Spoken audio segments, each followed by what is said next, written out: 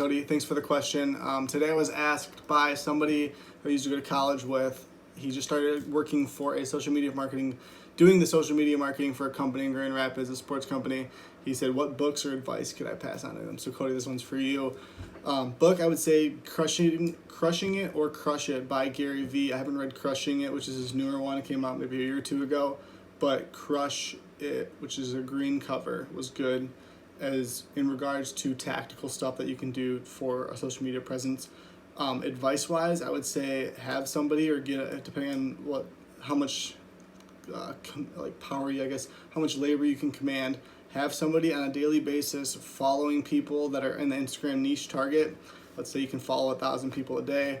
That should be getting you anywhere from 1,000 to 3,000 new engaging, actual followers a month, people that are actually buying, depending on what you're selling specifically.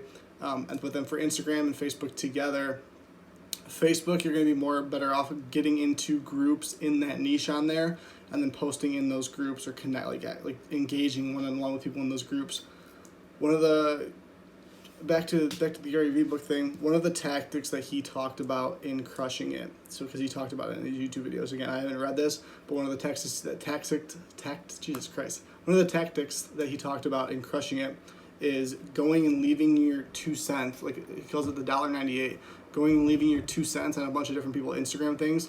Do that 99 or 100 times or whatever he says, and then by that, even if one person responds but they become a customer, depending on what your target market is, if one person becomes a customer, it's the big picture game. What's the lifetime value of that customer going to be worth?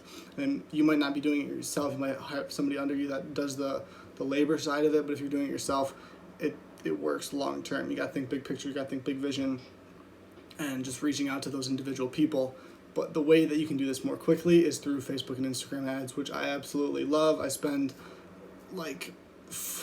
I pay them more than I would pay an employee, and I ever have paid employees in the past, aside from salespeople, just because it's so inexpensive. And once you understand not even how they work, because setting them up is easy, but once you understand the lifetime value of your own customer, how much you have to spend for cost of customer acquisition, if you can turn that into a machine,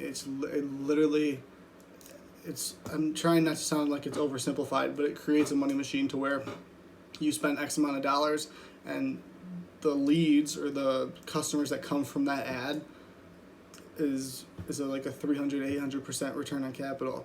So I would say get some type of ad budget, even if it's on Facebook, you can spend as low as $1 a day on ads. So talk to whoever, if you're in charge of the ad budget, I would say easily be doing $1,000 to a couple $1,000s a month in ads right off the bat.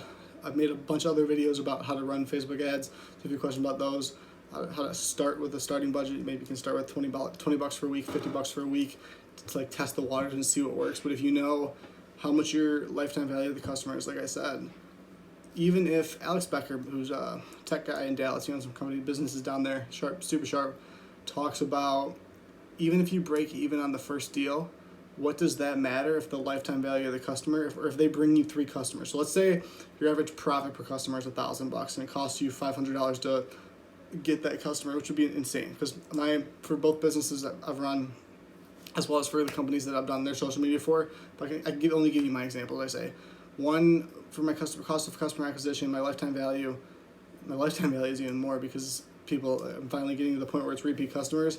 But worst case, for social media marketing, it's $100 cost of customer acquisition and $900 profit on them, lifetime value average for me, not including who they bring me. So even if you had to spend $500 or $900 to get them, but they were bringing you 2 to 3 people and the average value of those new customers is $900, the long term, the 3 to 5 year vision, the 3 to 5 year picture on that, it pays for itself. But you have to have the money in the short term as the business to make those type of moves. But if you can show to whoever you report to, that you're at least breaking even in the short term, but long term it'll make the money on that, they should understand that, okay, this is a good deal. And honestly, fuck breaking even. I think you should make the profit on the front, have your cake and eat it too. I think you should be making the profit on the front end, and then also getting a cost of customers acquisition that is less than your average profit per customer. So that would be my take on that. If you have any other questions, by all means, hit me up. If you want to get in the Facebook mentorship group that I have going on, I think you'd get some value out of it because I know you like the hustle. So hit me up, brother.